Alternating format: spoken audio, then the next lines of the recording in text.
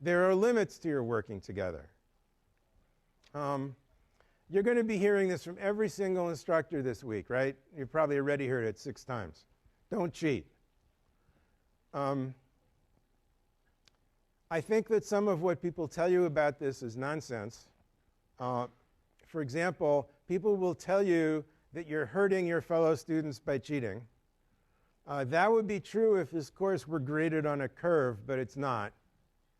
Grading on a curve is evil because it makes you compete with each other instead of cooperating. So you are not hurting anybody else by doing well in the class. Another thing that I've heard people say that isn't true is that you are going to harm the reputation of the University of California if you cheat. Now, come on.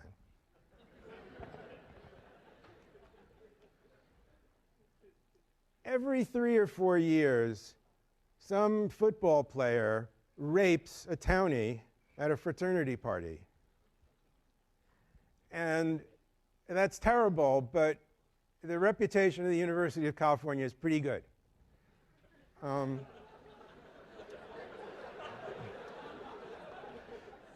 So that's not why you shouldn't cheat. Here's why you shouldn't cheat. You guys right now are constructing the person you're going to be for the rest of your life. Human behavior is mostly a matter of habits. People talk as if you make big decisions all the time about what to do, but that's not true. Almost all the time, you just do what you're in the habit of doing. If you get in the habit of cutting corners this early in your career, you know, how are you going to make it through the harder upper division classes? And then, what are you going to do when you actually get a job and the person next to you isn't doing the same thing you're doing? Okay? You're not going to be able to look over somebody's shoulder, but you are going to be able to find ways to cut corners.